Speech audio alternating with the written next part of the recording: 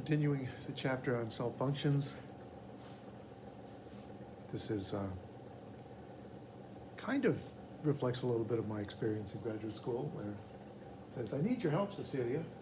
I'm writing a grant proposal and I want to include a section on the work that you do.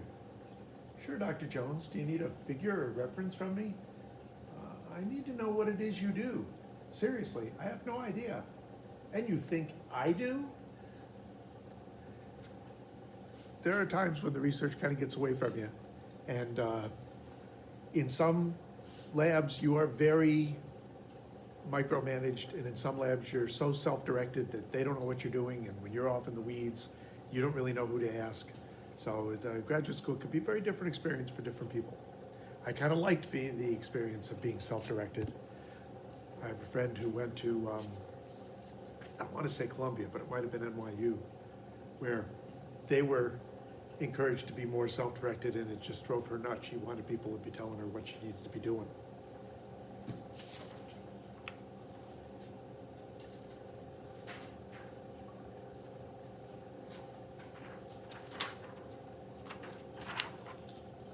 The membrane.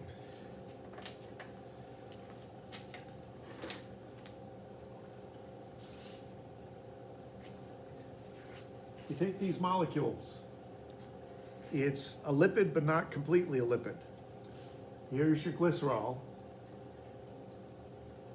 And attached to two of the carbons, there are fatty acid strings, one of which is unsaturated, which makes it kink. And that also makes it hydrophobic. The fatty acids and lipids, remember, are hydrophobic. On the other end is a phosphorylated alcohol. So they call these phospholipids. And if you were to pour them into water, this would be upside down, because this would be attracted to the surface of the water and this would be repelled. When you put them onto water and then you agitate them, drive them underneath, they will spontaneously form bubbles where the phospho side will be facing the water on both the inside and the outside of the bubble, and the hydrophobic fatty acid ends will form a sandwich layer in between.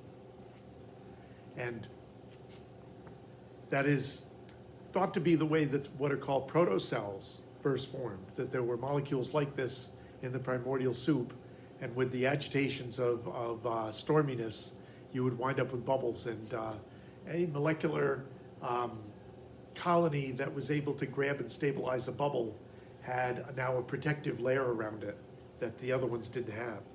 Big deal, right? So here's a representation of the glycerol, the phosphorylated alcohol, the fatty acids. Here's a bigger representation where you've got the membrane and then you got these things floating in the membrane.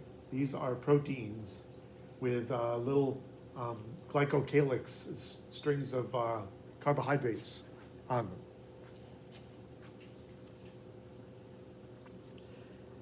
As I said before, this is not as tight as it looks.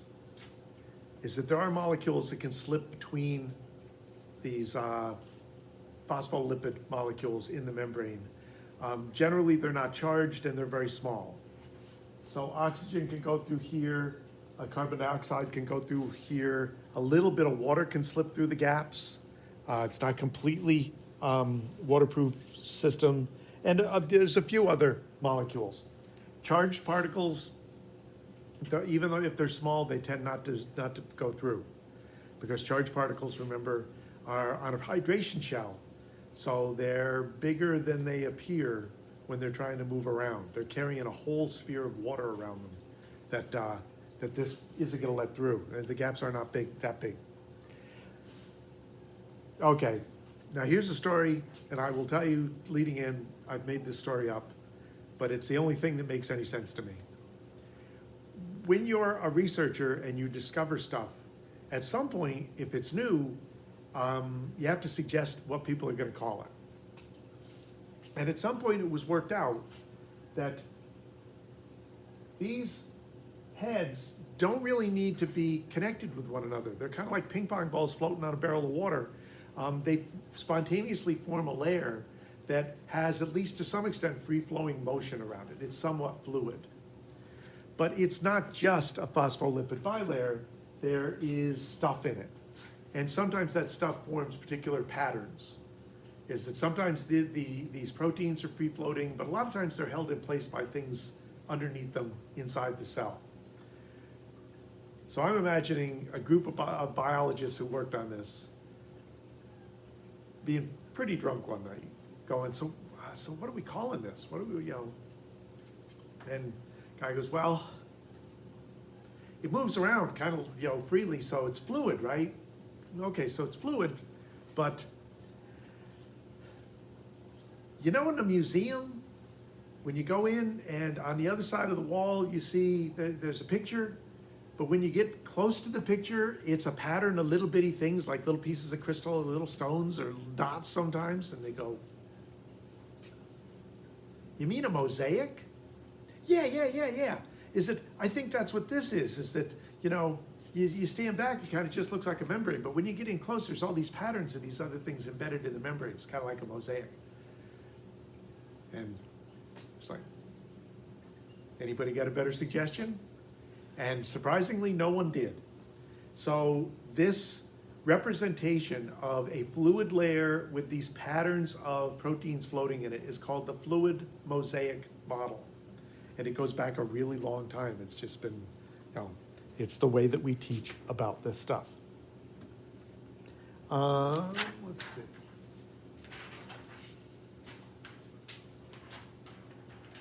A simpler representation of it.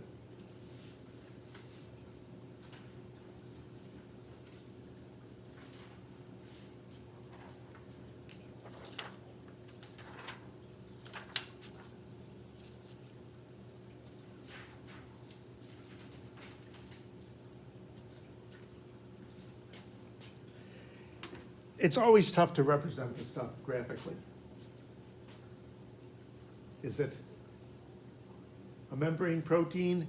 When you're making a protein that's going to float in the membrane, then you want it to orient itself in a particular way, which means the middle part in the hydrophobic layer needs to be hydrophobic. And this is actually labeled the nonpolar region of the membrane protein. So it's the hydrophobic domain in a membrane protein. And a lot of proteins go all the way through. Some of them, there's no picture here of it. Some of them just float in one side or the other, or embedded in one side or the other. But they're kind of trapped there. That hydrophobic region keeps it oriented a particular way once it's in the membrane. They don't flip over or do anything. They may bob and move around, but they are kind of stuck in their orientation of this thing. And this is supposed to represent a pore. Doesn't do it particularly well. You see these strings of carbohydrates. And these little yellow things. Cholesterol, right? You've heard of cholesterol. Cholesterol is actually a component molecule for making these phospholipids, but it also has its own function where it gets in here and forms kind of a spacer, where it loosens the tightness of how packed together the phospholipids are. And it increases the fluidity of the membrane. It affects the permeability of the membrane. It's a pretty big deal. Now, of course, this is the inside of the cell. There may be cytoskeletal elements like actin filaments that hold that protein in a particular spot. So it may not be free to move around.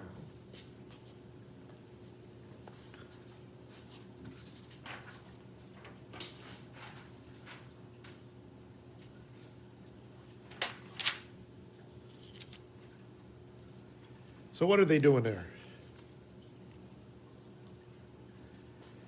There's a whole bunch of different things that membrane proteins can be doing. We'll start with the simple ones and move on. Keep in mind that a lot of this stuff was worked out, after English became a major language in naming things. So you have pores, sometimes called channels. They kind of, if there's a difference, I don't know what it is. Usually when they're talking specifically about one particular thing moving through, they'll tend to call them channels. And when they're just talking about openings, like stretched donuts in the membrane, where anything small with the right charges, because these things are often charged in a way that repels ions. But anything that can go through the hole goes through the hole, including water, a lot of the times. Now, some of these are controllable. They can open and close depending on what the cell needs. And those are called gates. It's an openable and closable pore. Later on, when we talk about how nerve cells work, there's a whole bunch of gates in the side of a nerve cell. You get a whole bunch of ions trapped out, positive ions trapped on one side, negative ions trapped on the other side, and an electrochemical potential, where all you need to do is let them move, and they're going to move across one another. So you've got a diffusion and an electrical charge differential, and the gates open up, the membrane depolarizes it. They call it depolarizing. There's a lot of things that help stuff move through the membrane. Those are called carriers. And carriers very often are very stereospecific. They carry one particular thing. And they may take it and move it into the cell. Sometimes they take it and they pass it, and they pass it. So there may be a multiple step to carrying stuff into or out of a cell, as opposed to just doing it with a bubble of membrane. Things that attach to carriers are often called ligands or ligands. Ligands. We talked about substrates on enzymes. A ligand is a more general term, meaning it sticks to the protein and the protein does something with it. So a ligand also would be a substrate for an enzyme, but they don't call them that. There are enzymes embedded in the membranes a lot. There's a process called facilitated diffusion, where you've got a differential, and you got a high concentration, low concentration, or a high concentration, low concentration, but the membrane isn't really permeable to that particular material, except there's a protein that helps it go. It doesn't literally move it. It doesn't expend energy, but it's got to be there or the diffusion doesn't work. It's facilitated diffusion. Group translocation is something that enzymes do, where they may pick up a substrate on one side of the membrane, and by the time it's on the other side, it has been changed, right? Enzymes help chemical reactions to happen. And so, why not do it on the way through the membrane?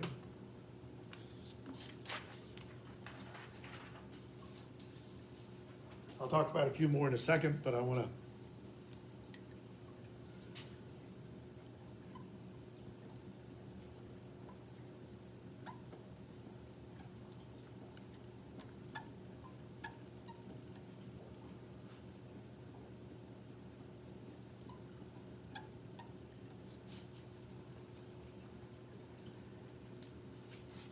if something is moving from high concentration to low concentration through the membrane,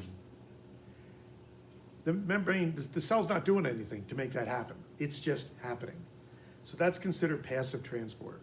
Whereas if the cell needs to grab something and move it opposite to the way it would normally move, that takes energy, and that's active transport. Now, sometimes you see these defined as active transport uses energy and passive transport doesn't. But there are situations like with facilitated diffusion where there is a little bit of energy involved to get the stuff available to let it move. Sometimes these are locked together, where the movement by diffusion through a pore will actually supply some energy, almost like a water wheel does. Supply some energy to a pump. There's another thing that's embedded in cell membranes, and the pump is moving stuff opposite to diffusion. In some cases, there are charges involved where moving a positive ion in one direction helps you to move a negative ion in another direction. So it isn't always an active pump. There are, still working our way across the membrane, there are receptors. We've talked about that before. They pick up information, they pick up molecules a lot. And sometimes they're inside, there could be receptors inside a cell, but a lot of times receptors on the outside, floating in the membrane. And they're going to respond to some sort of external stimulus, and then they're going to cause some reaction in the cell, some response to the reception of the mark. And there are sometimes molecules there whose sole purpose in a multi-celled system is to say to a possible immune response, we belong here. Look at the markers on our cells. Those markers tell you that we do belong in the system, don't kill us. And then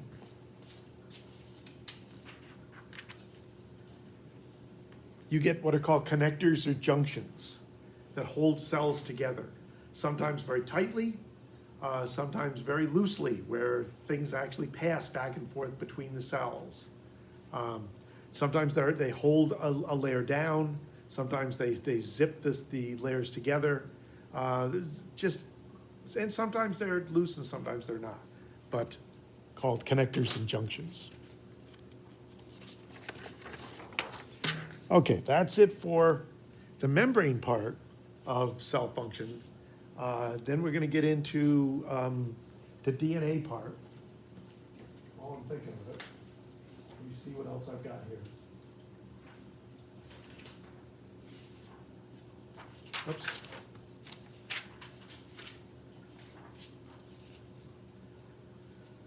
There's a sodium-potassium pump, moving things in different directions. This, of course, is active transport, where you're actually forming bubbles of membrane to move stuff in or out of the cell.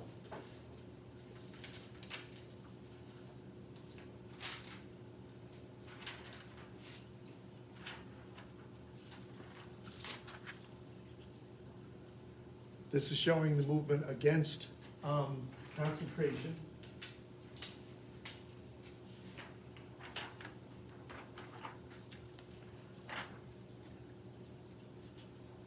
And this is showing the movement following high to low concentration, facilitated diffusion. And there's links in the book that show this stuff in action as well.